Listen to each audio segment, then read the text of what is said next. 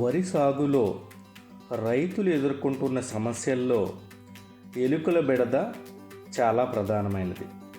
ఎలుకల వల్ల రైతులు కనీసం ప్రతి ఎకరాకు 2 నుంచి 3 బస్తాల దిగుబడిని కోల్పోతున్నారు.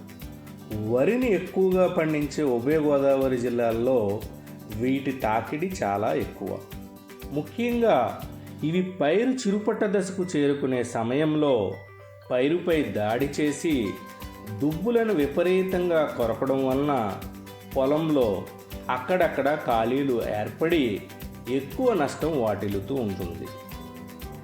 ఎలుకల ప్రవర్తన ఆధారంగా వాటిని నియంత్రించడానికి మారుటేరు పరిశోధనా స్థానంలో ఎర్రతెర పద్ధతిని రూపొందించారు. దీనికి గాను ప్లాస్టిక్ షీటు, తీగబోనులు, ఇనుప తీగ, వెదురు బద్దలు అవసరపడతాయి. ముందుగా 3 అడుగుల పొడవున్న వెదురు బద్దలను పొలం గట్టు నుండి 1 అడుగు లోపలికి ప్రతి 4-5 అడుగుల దూరంలో వరుసగా గుచ్చుకోవాలి. ఇలా గుచ్చిన వెదురు బద్దలకు ఇనుప తీగను మెలితిప్పుతూ ప్లాస్టిక్ తెరను కట్టడానికి వీలుగా దృఢంగా చేసుకోవాలి.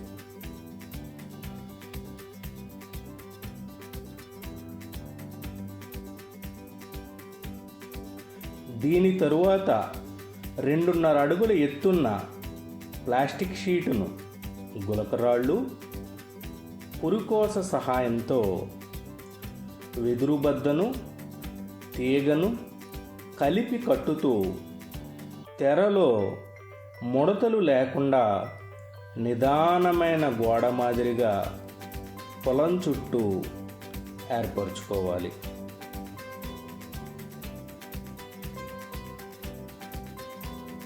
తెర కట్టిన తరువాత తెర క్రింది అంచును 1/2 అడుగు వరకు భూమిలోనికి లోపలి వైపుకు కూరుకోవాలి. తెర వెలుపలి వైపు నీరు నిల్వ ఉండడానికి వీలుగా చదును చేసుకోవాలి. తర్వాత ప్రతి 20 మీటర్ల దూరంలో తెర లోపలి వైపు అదేవిధంగా వెలుపలి వైపు 1 అడుగు ఈనెగట్టును బురద మట్టితో ఏర్పరచుకోవాలి.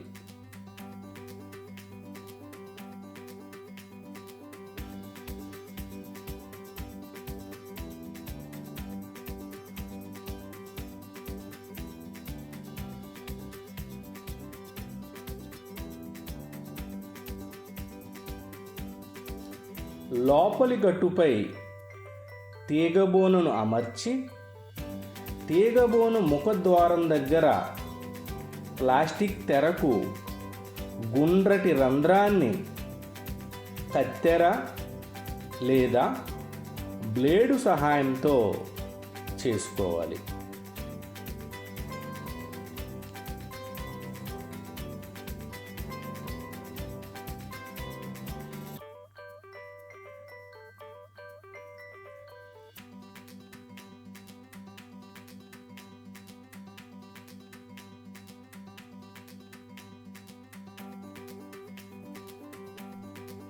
సాధ్యమైనంత వరకు తెర చుట్టూ ఎల్లప్పుడూ నీరు ఉండేటట్లు చూసుకోవాలి. ఎలుకలు రాత్రిపూట నీటిలో ఈదుతూ ఎర్రతెరను ఆనుకొని ప్రయాణిస్తూ పంట వాసనలకు ఆకర్షింపబడి తెరకు ఏర్పరిచిన రంధ్రం ద్వారా లోనికి ప్రవేశించి తీగ బోనుల్లో చిక్కుతాయి. ఈ విధంగా చిక్కిన ఎలుకలను ప్రతిరోజు గమనించి నీటిలో ముంచి చంపివేయాలి. తీగబోన్ను మరలా యథాస్థితిలో ఉంచుకోవాలి.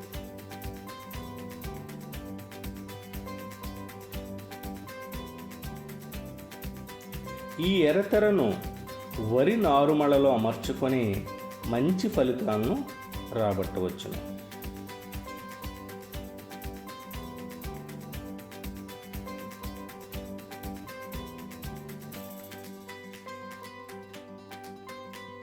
మరింత సమాచారం కొరకు ఈ చిరునామాను సంప్రదించగలరు.